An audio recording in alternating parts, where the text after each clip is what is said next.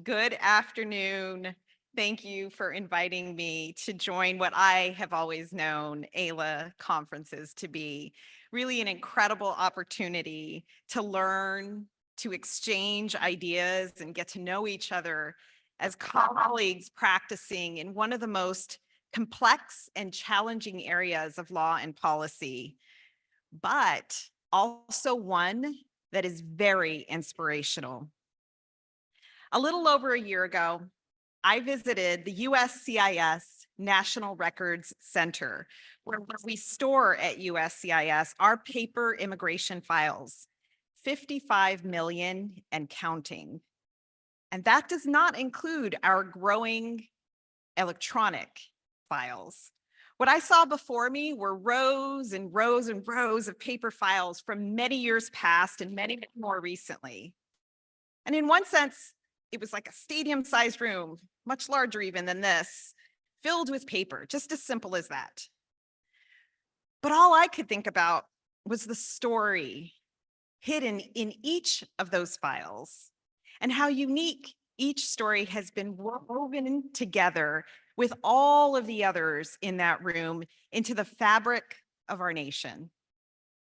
In each of those files is the beginning of an American story of so many doctors, lawyers, in fact, probably some of you here today, congressional leaders, pillars in our economy, nurses, caretakers, and very likely many of the people who are helping this conference run smoothly this week. They're stories like mine. The files of my dad from Iraq and my mom from Mexico, they're there too.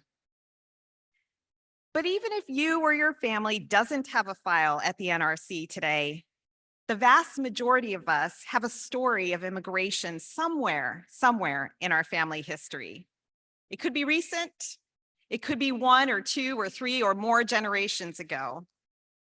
And in fact, today, an estimated 40% of Americans can trace their heritage back to just those 12 million immigrants who passed through the doors of Ellis Island between 1892 and 1954. And that's why at USCIS, we always remember that no matter how busy it gets, no matter how many cases we have in front of us, and there are a lot, we know behind every piece of paper we receive is a person, a dream, a family building a life together, an opportunity for economic growth. It's the future of our nation. And that's why last year, we prioritized employment authorization work permit processing to ensure that people eligible to work in the United States received a timely decision and received their document as quickly as we possibly could, so they could support their families, enhance their communities, and contribute to our economic strength.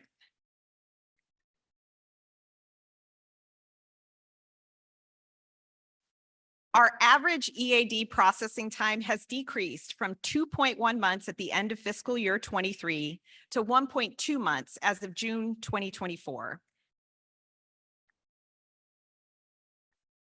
And this is despite receiving record numbers of requests for work authorization, from 3.5 million in fiscal year 23 to 3.2 million as of June of this year, and we still have 3 months to go in this fiscal year.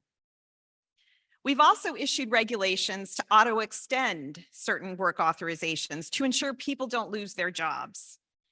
And we've increased validity periods of many EADs so that individuals have more stability in their work authorization and employers have the workers and can count on the workers that drive our economy.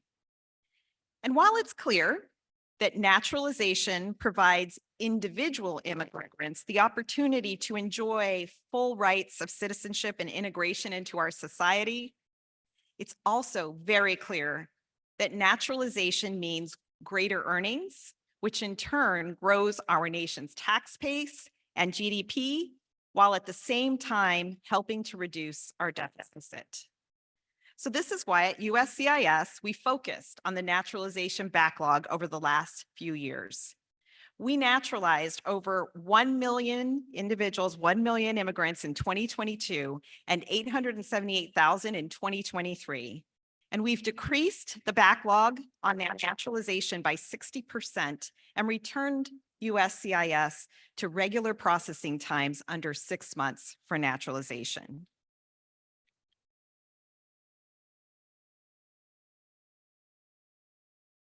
Among many on the pathway to citizenship are thousands of highly skilled immigrants sharing their critical talents in many areas of our economy.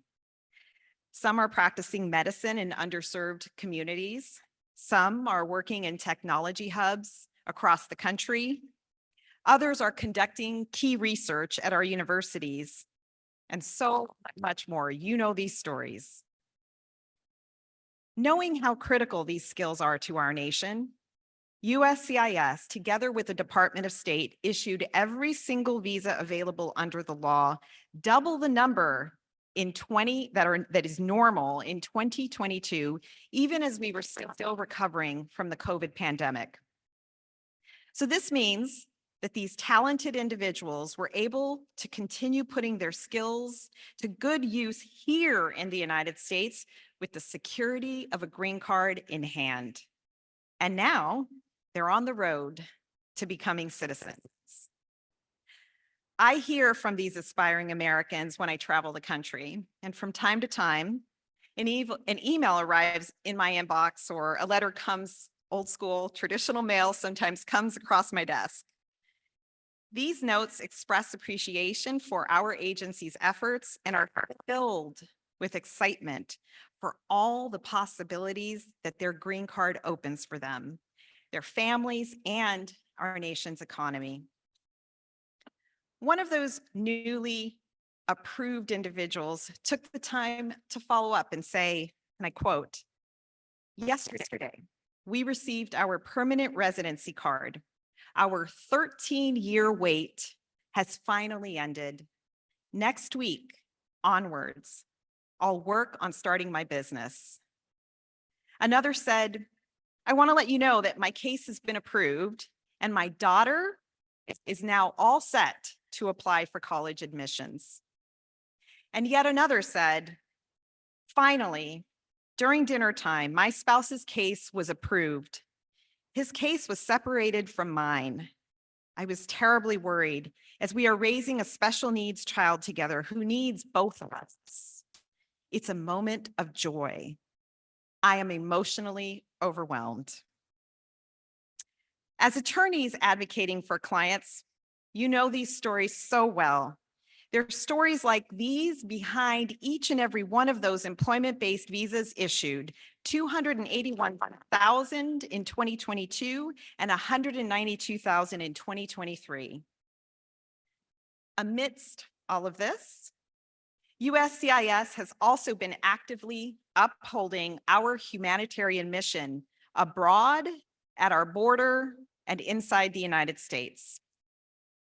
Over the last year and a half, USCIS hosted 18 Afghan support centers across the country where we offered help on work authorization, asylum, reparole, and adjustment, and worked with federal, state, and local partners to provide assistance on education, healthcare, and housing to support integration.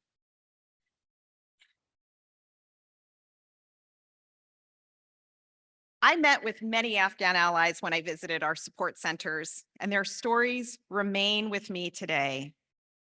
One man came up to me in desperation, showing me photos of his beautiful family he hadn't seen in 2 years. Because of the help provided by the Afghan Support Center, he received the response he needed to finally apply to reunite with his wife and children. We've also restored and strengthened our cherished refugee program with 60,000 admissions in 2023, and already well over that number in this fiscal year and heading towards the 125,000 goal. And on the eve of the 12th anniversary of DACA, we celebrate the protection for hundreds of thousands of DACA recipients while we continue to do our best to fortify DACA and turn to Congress to finally allow DACA recipients to get on the path to citizenship.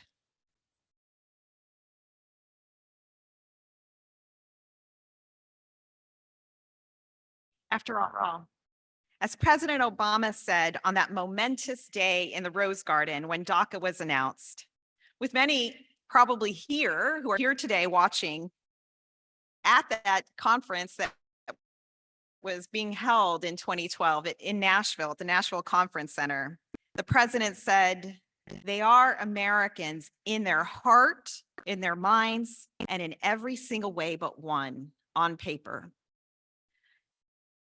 But all of this that I've just been talking about is only a part of the USCIS story. Last year, we processed more than 10 million cases, the most in our history, while at the same time reducing our overall backlog by 15%. We've doubled our efforts on public engagement and customer experience, and listening to your feedback, we've rolled out a series of improvements, including online change of address, online biometrics rescheduling, text ahead features, online appointment requests. The list goes on, a lot of new online features. We also know you're interested in application programming interfaces, otherwise known as APIs. And we plan to introduce an API for our case status online tool in the coming months. These are all really amazing accomplishments, but I don't want to leave it there. As Ben said, there is still so much to do. While the backlog has decreased, I'm proud of that, it is still way too large. While processing times have decreased almost across the board, there's still way too many cases waiting too long for a decision. And while we've made incredible strides in customer experience, we have a lot more to do. This means our work continues. And at USCIS, we will not rest. You will not rest.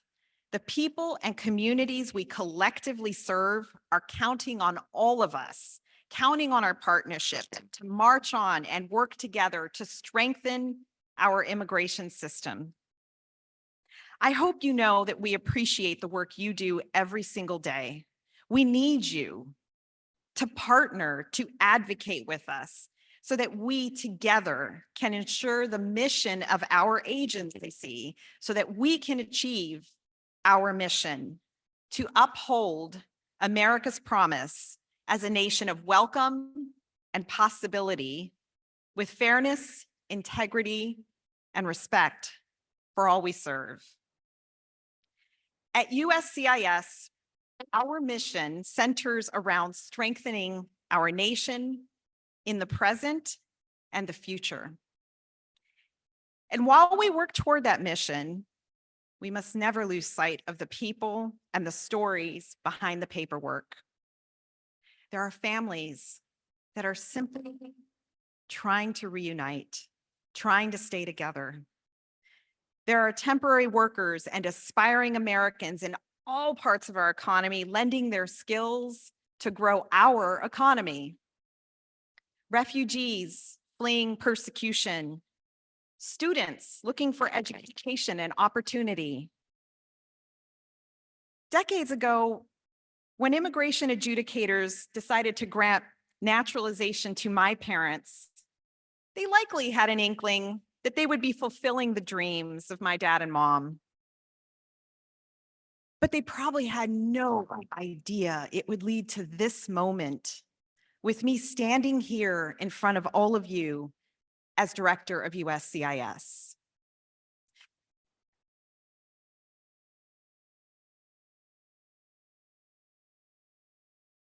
These and so many more stories that you are so intimately involved with as you advocate for your clients. These are the stories that USCIS makes possible. And these are the ideals that we keep close to remember that our mission, and we all share it together, centers around strengthening our nation in the present and in the future. Together, we can advance opportunity, possibility, welcome, because the future depends on what we do today.